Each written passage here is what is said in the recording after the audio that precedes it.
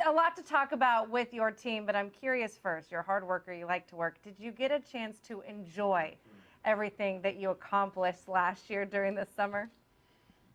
Well, I mean, we try to enjoy what we can, but I don't know if I would say that there was any time to really kind of sit back and relax and reflect. I think eventually there'll be plenty of that time, but there were some moments. I think that the Senior Bowl was a moment that I always talk about of just seeing the 6 or 7 guys that were there that day when we went down there, and then obviously the draft. I think those were moments that you kind of just reflect back on, what those guys have meant to your program and what those guys have done for us as a whole. Let's get to Chuck Sullivan now. I'll facilitate the next question for you, Coach. Okay, we'll take the first question from the media from Justin Williams from The Athletic, please. Hey, Coach. I know you always pay really close attention to media polls, so I'm curious your thoughts on Cincinnati being picked to finish second this season. I think Zach just let me know that about maybe 15 minutes ago as I come rolling down here. And again, I don't put a whole lot of stock in it. I think more than anything, we have an objective and we have one goal and a bunch of objectives every year, and they aren't going to change based on what the polls come out to be, so to speak. But again, we'll use it in just a regard that kind of like to play from that position a little bit more. But I don't think it's something that we're going to talk about disrespect or anything like that. It's just a reality, and I think our guys are far enough along, and we've got enough, of the leaders and the older guys that understand the realities behind whatever those things mean, and can be, obviously can be motivating and for some, and for me for sure. We'll go next to Keith Jenkins, Cincinnati Enquirer, please. Hey, Luke. Obviously, the quarterback battle will be a big storyline over this fall camp. In addition to wanting to see those guys play well, what else will you be evaluating as you're trying to figure out who will be QB1 on September 3rd? Well, I mean, there's everything to be evaluated. That's the beauty of fall camp. Obviously, the one that comes to mind is the quarterback, and we haven't had a true quarterback battle in quite a while here. We've been very fortunate to have the Desmond Ritter of the world that pretty much started for 4 years. So it's been, kind of different going into fall camp where you had to focus on a lot of different things. So we'll go in. Obviously, there is definitely a quarterback battle. It will be as much of a battle as we can possibly be. You can't go live and you can't put quarterbacks live. It's just not something you do now. But knowing that we've got 5 returning starters up front on the offensive line and a defensive line that's going to, kind of be the anchors to what it is that we do, well, will give us an opportunity to really kind of challenge the rest, challenge the quarterbacks, challenge the back end of our defense, because there's a lot of new guys. So, it's not that it's going to be different, but I think we can try to, kind of script and put those guys into some positions where hopefully we can do a better job at truly evaluating them and what they can do for the entire team. Next one will come from Chad Brindell, Bearcat Journal, please. Coach, I know you won't agree with me on this, but a year ago, camp was kind of, you knew who was kind of going to be in the spots, obviously with 9 guys drafted. Going into this year, is there maybe a renewed excitement that, you get to have some camp battles and get to see, how things play out on the 2 deep? No, I definitely think going into camp, it's definitely different. Not that you're not battling every year, and there's competitions and all different things, but this is a year where there's definitely a little bit more of an edge. There's definitely some unique battles, and then it's not just at the quarterback position, but there's also some positions that maybe guys have been kind of thrust into through spring, but you really want to see what the maturity and what they've done over that time from spring, the end of spring into summer and into this fall camp. So I think that you get I'm not going to say there's a greater energy. There was an energy last year. There's been an energy every year, but I think when you have guys in positions, your camp is different, knowing that those guys haven't maybe played as many snaps, and you're going to walk into Fayetteville, Arkansas on September 3rd and need to be playing at your best. So there's a definite different feel, and will be a different feel, I think, our entire camp. We'll go next to Mark Berman from Fox 26 in Houston, please. Hey, Luke, how you doing? How we doing? How do you? I know they touched on the preseason poll and given that, and I know you don't put a whole lot of stock in it. But how do you view what Dana's done at Houston and how you view them in this race in the AAC coming up this year? They've done a phenomenal job, and I would pick them too. I mean, there's nobody that's got a better quarterback coming back and a dynamic wide out, and over the time, obviously he's proven that, and we've had some battles. I think we obviously only played in the championship game, but and don't play in the regular season. So for us, we only have one goal, and it's to play for a championship. And the only way we would have an opportunity to get another shot at those guys was to be able to be into that position and in that game. So he has done a really good job. I've watched. Obviously, I've not know him personally, but watched obviously what he's done wherever he's been, West Virginia, and then obviously moving to Houston. And everybody does and builds their programs different ways, and I think we're probably a little more similar in the ways that which we've tried to and have built our programs. And you see that through the guys that have been there for a while and very similar in recruiting the areas, and we're both in really good areas, obviously, to be able to recruit. So he's done a great job, and we can only hope and wish that we have another opportunity to play. Could you elaborate a little bit more on Clayton Tune and what you think of him as a quarterback?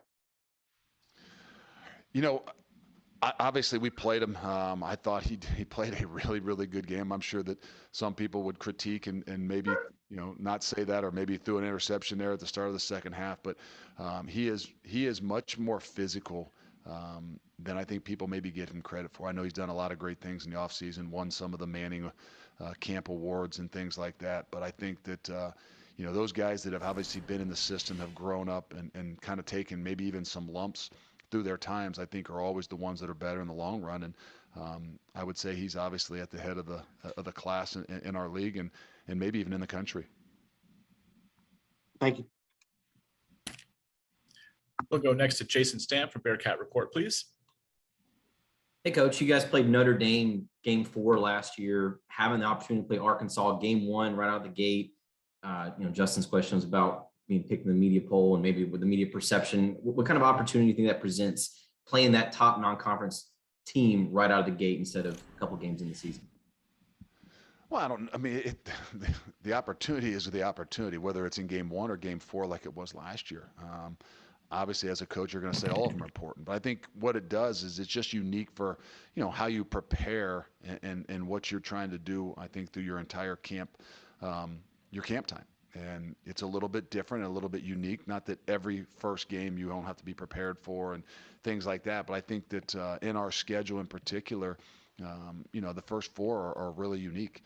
And coming out of the gate, obviously in Fayetteville, and then week 2 with having to face the triple option. There's a lot of different things that will make our camp, not just with having a lot of new guys and a lot of battles through our camp, but it will make our camp different than it has been maybe in the last few years. And different is not bad. Different changes things up, and difference can be really good. And I think we've got a plan, and it'll just be a little bit different than it was last year. Next question will come from Dan Tortora, please. Wake Up Call DT.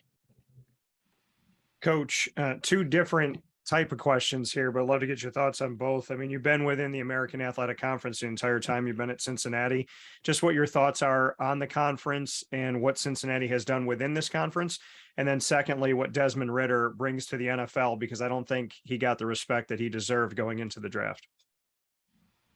Well, I mean, it has been a phenomenal conference. I don't think that it gets nearly the credit that it should.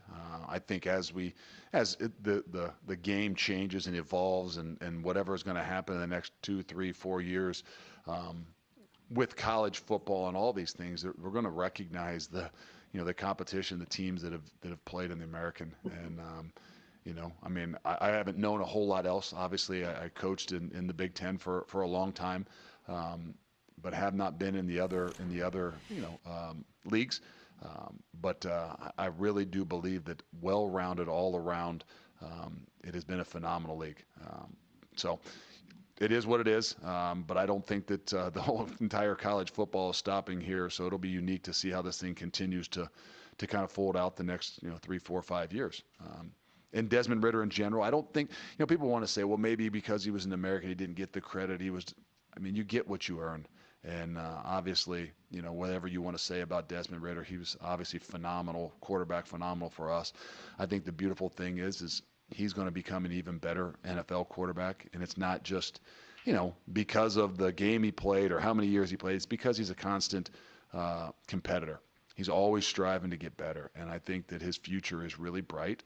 I think that he's in a great position right now. And when a guy's put in a position where he can compete, I think it just makes him that much better. So I don't think there's anything that held him back other than his ability to continue to develop. And I think that's what makes him who he is. Thanks, Coach. I always appreciate your time. Sure. Thank you. Okay, time for about two more. We'll go to Trace Trilko, please, for the next one. Coach, what do you think of the program Gus Malzahn is building at UCF? Obviously, I think that it's always, ever since I've been in the league, they've been the class of the league. And I don't just mean that of, whether they win or not. I just mean that the talent-wise and what they've had. I think it's always unique when you step in there and take over for a program that's been really, really good. I think it's harder. I stepped in at a time when the program here was down, and I think sometimes that's not as hard because everybody wants a little bit of a change. So for what Coach has done there, from walking into a program that was really, from the outside winning and things like that, really doing a really good job. I think that, where he's continued to make it grow has been, for me, great to watch because, like I said, sometimes I think it's easier going the other direction, but to know exactly what's going on within the program and how much they've grown, and it's hard for me to tell. I just know what I see on the film, and they are obviously going to have talent. They're going to be a program that's continued to grow, and they're going to be obviously a competitor and a challenge for us, not just this year, but obviously moving forward as we continue to probably go down the same path. And I think he's done a phenomenal job. We'll take the final one for Coach from Justin Williams from The Athletic, please. Coach, you talked about losing a lot of in-game experience, but you're not necessarily a young roster. A lot of guys have had experience in the system. Do you notice that in terms of some of these position battles? And is there anything that you can do to maybe help prepare for that in-game experience, or can you only get that being on the field on game day? No, I think the unique thing is with exception to a couple positions, I think we've got a lot more maturity than people would know. I think our leadership is more mature than maybe it even has been with Desmond and Kobe, because our guys have come from different places and earned things in a different way. I think the uniqueness that a lot of these guys have played, we aren't a team that just played, 11 guys on defense and 11 guys on offense. I think that there's been a multiple, guys playing. Now, it doesn't happen at the quarterback position that everybody wants to talk about. And for us, it probably didn't happen as much at the corner position just because of the two guys that we had. All of which those spots are going to be completely in challenged all through camp. I think for us, I think at the running back position, to me, is more the one that, we got a little bit more of not sure exactly, in-game tight situations at these guys in live situations. Those are the ones that, to me, are the ones that are a little bit more like, okay, we got to find a way through this camp to figure that out, because you don't go live, you don't tackle nearly as much. And at those positions, tailback in particular, that's what you really need to see. So the corners are going to get challenged, all through camp. We got some great wide receivers. It's going to be battles. They can get some incredible experience, even though it might not be as much game experience. The quarterback is going to be challenged in many different ways. I know they don't go live, but there's so many ways to be able to challenge them. It's the running backs and it's the young guys on defense and tackling, because those are just things you don't do nearly as much of.